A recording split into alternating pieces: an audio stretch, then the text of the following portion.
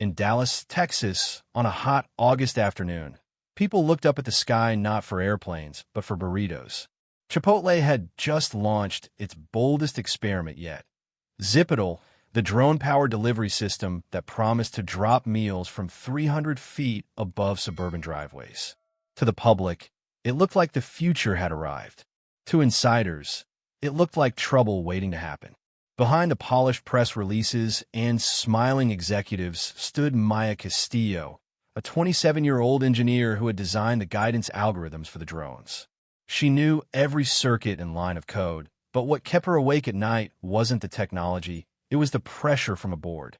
They didn't just want the system to work. They wanted it perfect. No delays, no failures, no bad headlines.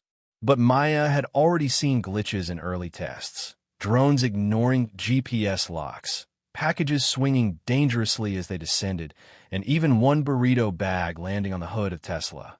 When the first live deliveries began, cameras rolled, influencers streamed, and Chipotle's CEO called it a historic leap. Social media erupted with hashtags like #FlyingBurrito and #FoodFromTheSky. But by evening, the buzz shifted. A drone had veered off course and dropped an order into a backyard swimming pool. The video went viral in seconds, turning the miracle launch into a meme factory. Neighbors complained about buzzing machines invading their privacy. A Dallas councilman demanded an immediate investigation into airborne food hazards. And while the public laughed, Maya watched her inbox fill with frantic emails from managers telling her to keep quiet about the real risks she had warned them about weeks earlier. What nobody outside the company knew was that the pool incident was only the beginning. Inside the encrypted servers of Zipotle, Maya had discovered a flaw. The drone's routing system was vulnerable to outside interference. In theory, anyone with the right tools could hijack a drone mid-flight, and the company hadn't fixed it. That night, while the internet laughed about soggy tacos and Chipotle pool parties, Maya sat alone in her apartment, staring at lines of code. The flaw was there, blinking at her like a red warning light. With a simple spoofed signal, a drone could be rerouted anywhere, someone's backyard, a busy freeway, even an airport runway. She drafted an internal report, flagged it urgent, and sent it up the chain. Hours later, she got the reply, "Do not disclose. Focus on optics. Tomorrow we push Phase 2. Phase 2 meant more drones, wider range, and bigger orders. Up to 8 pounds of food flying over crowded suburbs. To executives, it was efficiency. To Maya, it was a loaded gun in the sky.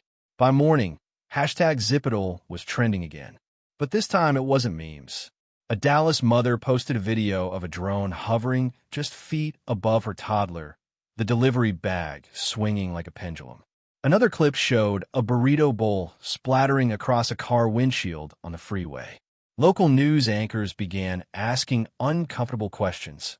Who approved this? Were the safety protocols? Chipotle's CEO doubled down, calling critics fearmongers standing in the way of progress. Investors, however, weren't laughing. The stock slipped, and rumors spread that the FAA was preparing an emergency review. Maya felt the walls closing in. She had the evidence, she had the emails, and now she had a choice. Stay silent and let Zipotle spin out of control, or leak the truth to the press and risk her career, her reputation, maybe even her safety. As she sat in her car outside the newsroom of the Dallas Morning News, her phone buzzed with a new message from an unknown number. "We know what you found. Don't go inside." Maya's hands trembled as she gripped the steering wheel. The text message still glowed on her phone. "We know what you found. Don't go inside." She glanced at the newsroom doors. Beyond them was safety or exposure.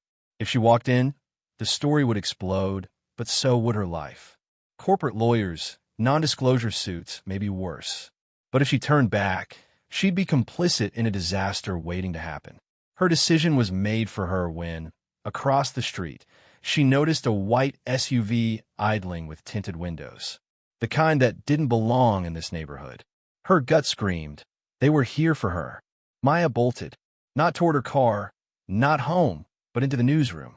Bursting through the glass doors, she slammed a flash drive on the front desk. "Get this to an editor. Now." "It's everything."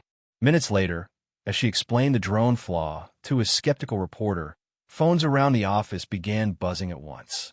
A breaking news alert. Multiple Zipotle drones crash in downtown Dallas. Falling debris causes injuries. FAA announces emergency suspension. The newsroom went silent. The story wasn't just theoretical anymore. It was real, unfolding chaos. Maya's stomach dropped. She hadn't sabotaged the drones, but someone else had. The flaw she'd uncovered had just been exploited. Live, on TV screens overhead, footage rolled. Drones spiraling down like mechanical vultures. Burrito bags scattering across Main Street. Sirens wailing. Social media feeds lit up with hashtag drone disaster and hashtag burrito crash. And then came the worst headline of all. Authorities investigating possible cyber attack on Chipotle's Zipotle fleet. The reporter turned to her. Did you know this could happen? Maya swallowed hard. Cameras were already pointing at her. And in that instant, she realized her life had just become the center of the biggest tech scandal America had seen in years. The newsroom turned into a war room. Editors barked orders, reporters scrambled, phones rang nonstop. On the giant TV screens, Dallas looked like a disaster movie. Drones scattered across intersections, police cordoning off streets, angry citizens waving burrito bags at cameras. And Maya stood in the middle of it all, feeling the weight of a nation pressing down on her. Within the hour, federal agents stormed the building. Suits, badges, no-nonsense voices. One of them, a tall man with steel-gray hair, approached her. "Miss Castillo, we need to talk." Now, they led her into a conference room. A laptop sat on the table, open to lines of code, the very flaw she had uncovered. "Is this yours?" the agent asked. "It's my discovery," Maya said, steady but shaking inside. "Not my attack." He studied her, then leaned closer. "We know, but your company tried to bury this. And now people are hurt. We need you to help us stop it before it spreads."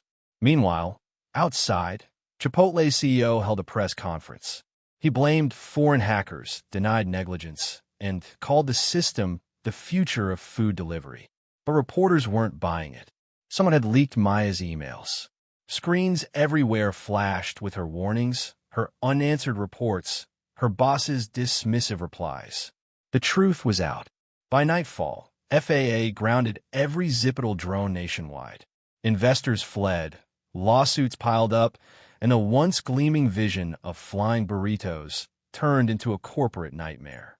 For Maya, it was bittersweet. She was hailed as a whistleblower, the engineer who dared to speak out. But she knew the fight wasn't over, because if hackers could crash burrito drones, what else could they hijack? Medical deliveries? Passenger aircraft? As she walked out of the newsroom into the humid Dallas night, a reporter shouted after her, "Miss Castillo, are you a hero or a traitor?" She didn't answer. She just looked up at the empty sky, where the hum of drones had finally gone silent. For now,